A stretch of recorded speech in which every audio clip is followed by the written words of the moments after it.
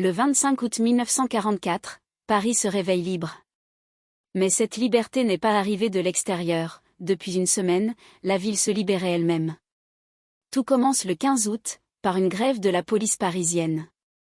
Le 19, les policiers grévistes occupent la préfecture. L'insurrection gagne les mairies, les ministères, les journaux.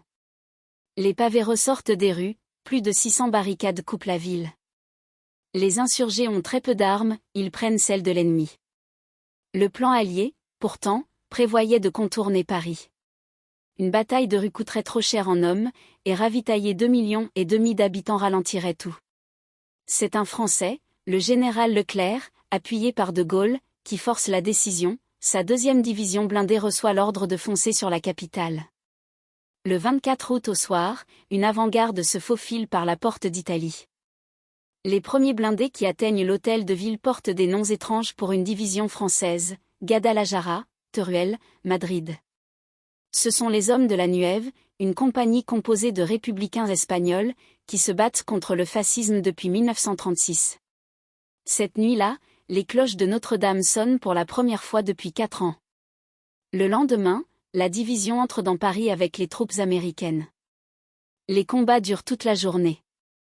En fin d'après-midi, von Choltitz, le gouverneur militaire allemand, signe la reddition à la gare Montparnasse. Hitler lui avait ordonné de ne laisser à l'ennemi qu'un champ de ruines, les ponts minés, les monuments préparés à la destruction. L'ordre n'a jamais été exécuté. Lucidité d'un militaire qui savait la guerre perdue, ou légende qu'il a lui-même entretenue après coup. Les historiens en débattent encore.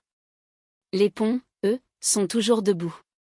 Le soir même, à l'hôtel de ville, de Gaulle prononce les mots restés les plus célèbres de sa vie, Paris outragé, Paris brisé, Paris martyrisé, mais Paris libéré.